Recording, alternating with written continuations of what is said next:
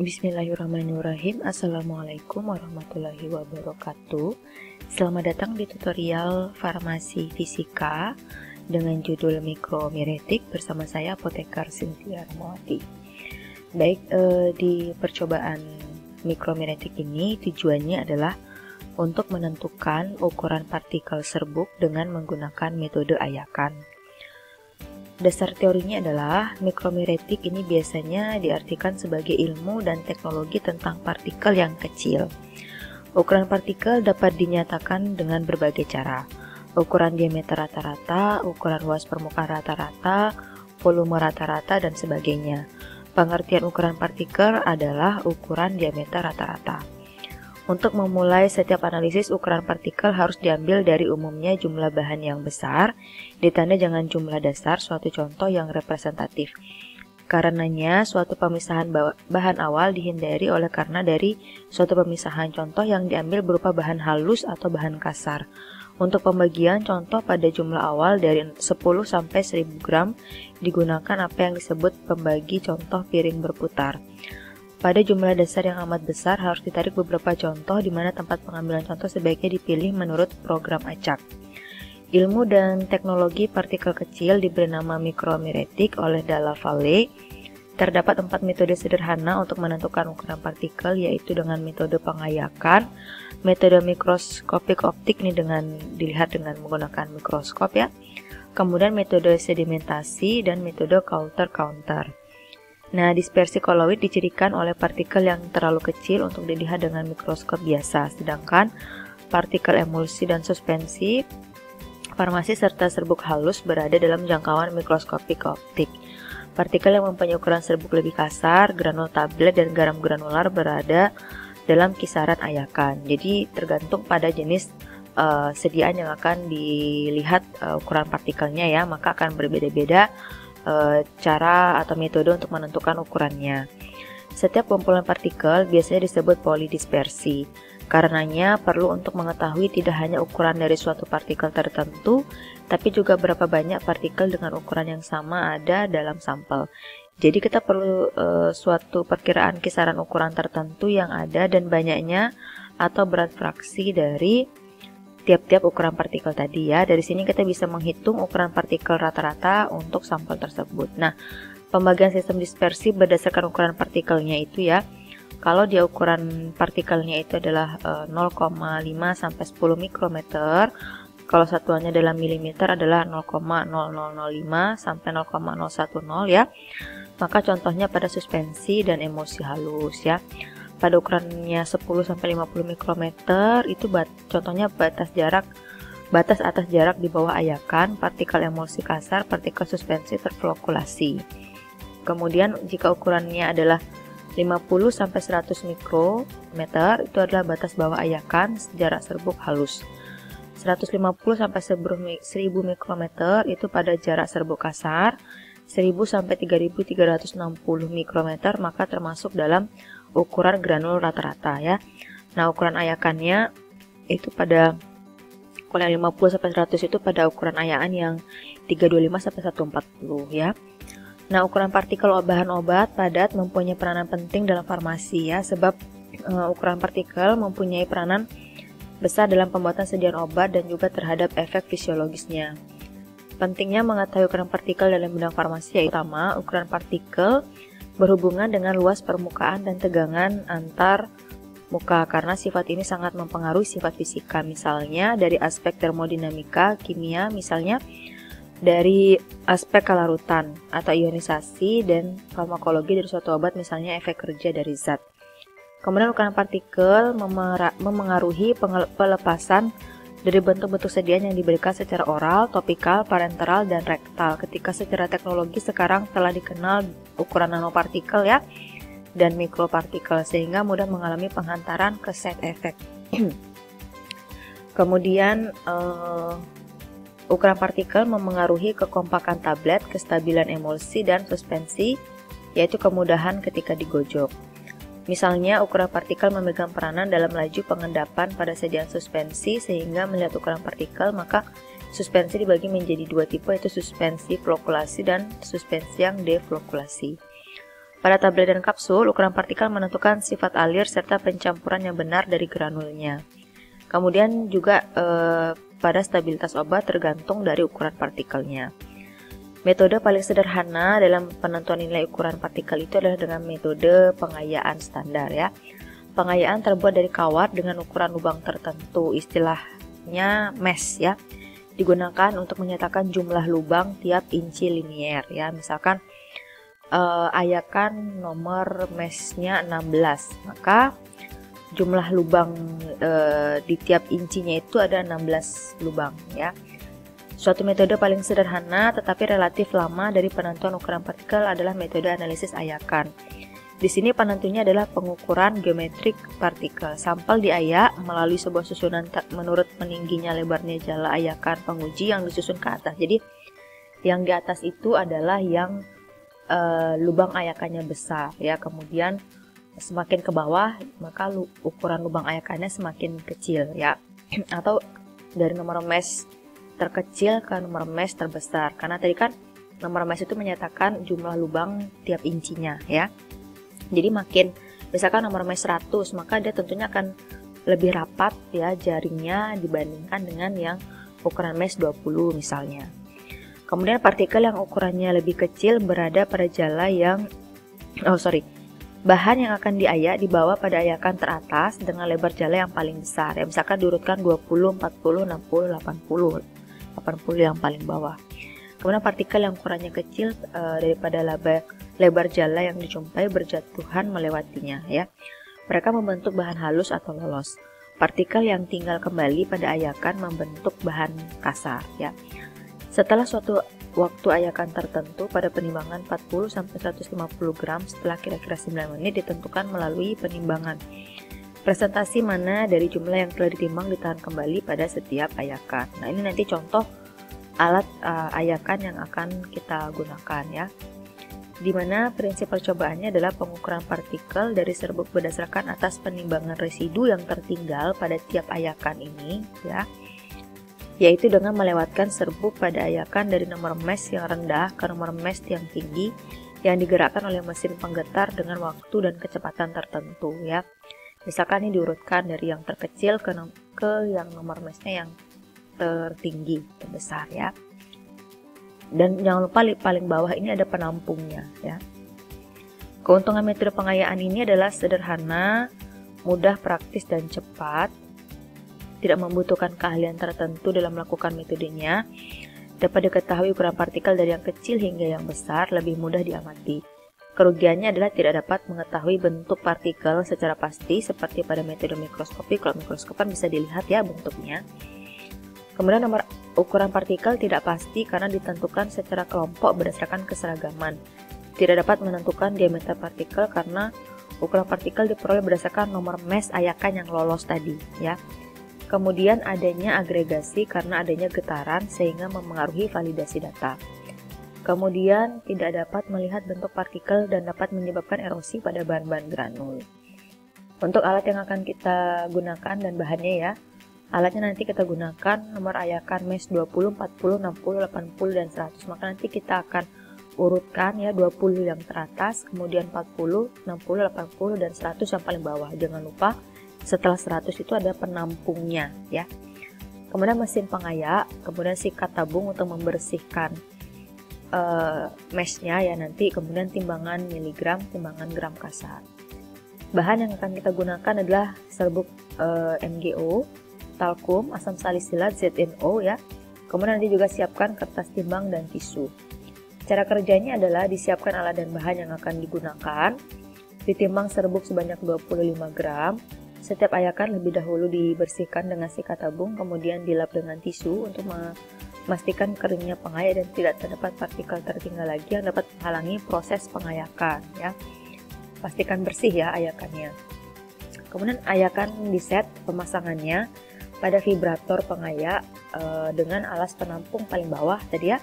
Habis alas penampung, kemudian berurutan ke atas itu penampung nomor mesh 100, 80, 60, 40, dan yang teratas nanti nomor 20. Habis itu tutup, ada penutupnya nanti ditutup ya, kemudian dirapatkan.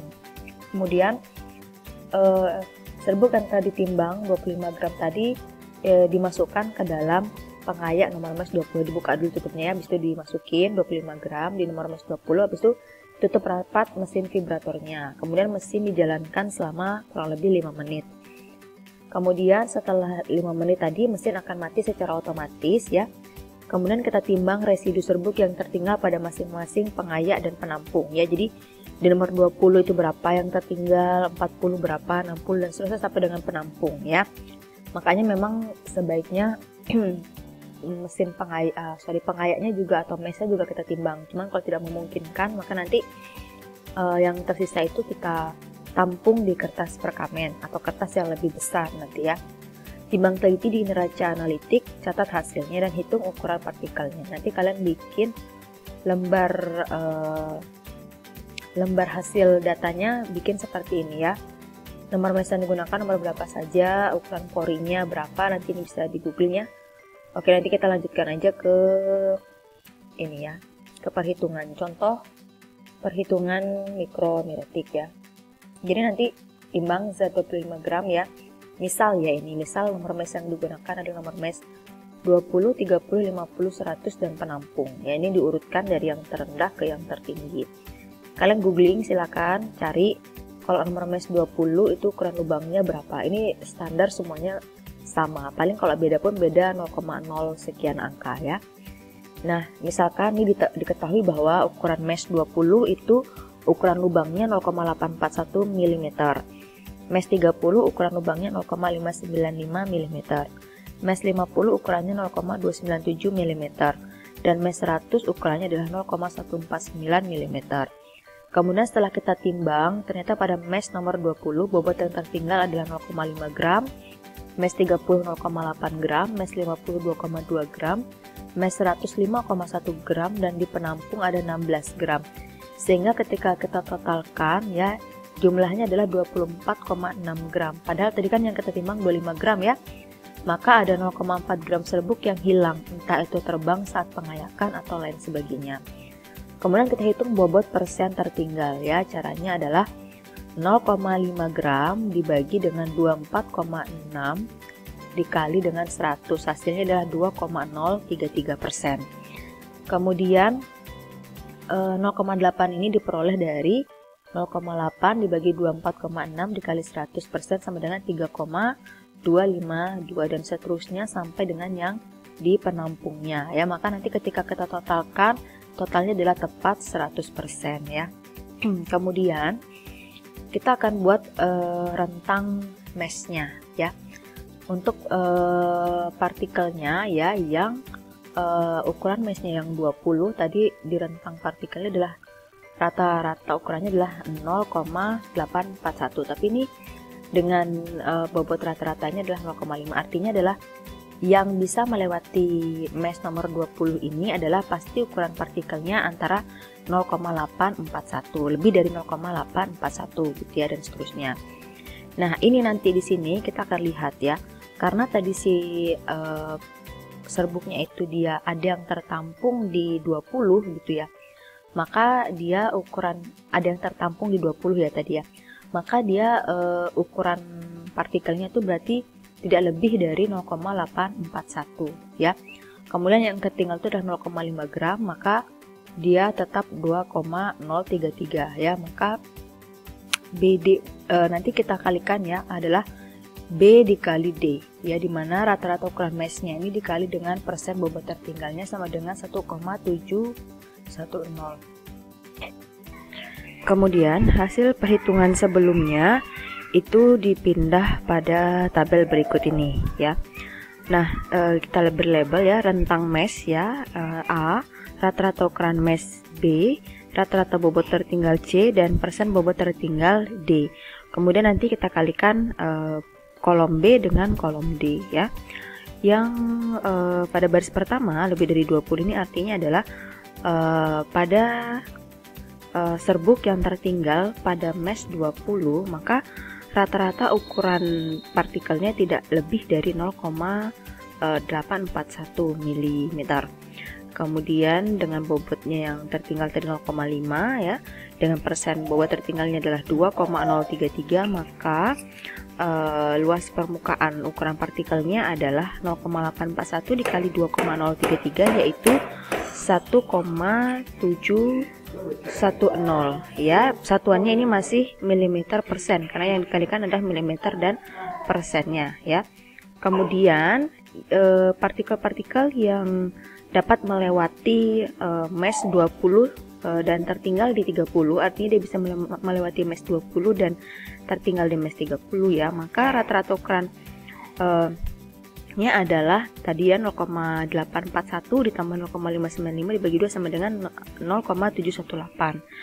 Dengan rata-rata bobot tertinggalnya adalah 0,5 ya ditambah 0,8 dibagi 2 sama 0,650 ya, dengan hasil yang ini ya, 0,58 ya dibagi dengan ditambah dengan 0,5 ditambah 0,8 sama dengan berapa dibagi 2 ya. Kemudian hasilnya itu dipindahkan ke sini ya, 0,650 ya. Demikian seterusnya sampai dengan pada yang serbuk yang dapat melewati 50 sampai dengan 100 ya. Kemudian pada serbuk yang tertinggal di mesh nomor 100 ya, maka ukuran partikelnya tentunya tidak melebihi dari 0,149 dengan bobot tertinggalnya adalah 5,1 ya, tetap 5,1 ya. Kemudian persen bobot tertinggalnya adalah 65,04 sesuai dengan yang didapatkan di sini persentasenya ya. Kemudian setelah itu hasilnya kita kalikan B kali dengan D-nya ya. B-nya kita kalikan dengan D-nya, hasilnya sekian. 0,446 dikali 8,943 hasilnya 3,989. 0,223 dikali dengan 20,732 hasilnya 4,632. 0,149 dikali 65,04 hasilnya adalah 9,691 ya. Kemudian kita jumlahkan. Tadi ini persentasenya sudah kita jumlahkan, hasilnya 100%. Maka hasil dari perkalian B kali D ini kita jumlahkan ya. 1,71 ditambah 2,335 ditambah 3,989 ditambah 4,623 ditambah 9,691 hasilnya adalah 22,348 mm persen ya. Karena ukuran partikel yang kita inginkan itu adalah satuannya adalah milimeter, maka kita hilangkan persennya dengan cara tadi ya 22,348 ini kita bagi 100, maka hasilnya adalah 0,223 mm. Maka rata-rata ukuran partikel pada serbuk tersebut ukurannya adalah rata-ratanya adalah 0,223 mm. Demikian ya. Jadi nanti silakan dihitung satu per satu ya. Jangan lupa ya, ketika ada serbuk yang tertinggal pada mesh paling atas ya, jangan lupa dihitung juga ukuran rata-rata dan bobotnya, dan dihitung persen bobot tertinggal, dan dihitung B kali D-nya ya. Demikian pula jika ada serbuk yang tertinggal pada mesh 100, maka tetap kita hitung juga ukuran partikel pada mesh tersebut. Namun jika tidak ada yang tertinggal pada mesh 100 misalnya, maka kita cukup menghitung misalkan ada yang tidak tertinggal gitu. Misalkan dia tidak tertinggal di 20 karena serbuknya begitu kasar sehingga lolos semua sampai di 100, maka yang 20 ini tidak perlu dihitung ya. Atau ternyata serbuknya itu halus banget gitu, kebalik ya, serbuknya tuh halus banget sehingga tidak ada yang tertinggal di mesh nomor 20, maka nomor yang 20 ini tidak perlu dihitung jika tidak ada bobot yang tertinggal ya. Kemudian namun jika misalkan nanti di 100 ini ternyata karena serbuknya terlalu kasar sehingga di 100 ini tidak ada yang tertinggal, maka yang ini juga tidak perlu dihitung karena nanti nilainya tentu di sini akan 0 di sini ya, karena tidak ada yang tertinggal di sini gitu ya. Baik, mungkin itu saja ya. Jika ada yang ingin ditanyakan silakan tulis di kolom komen Google Classroom. Terima kasih banyak. Assalamualaikum warahmatullahi wabarakatuh.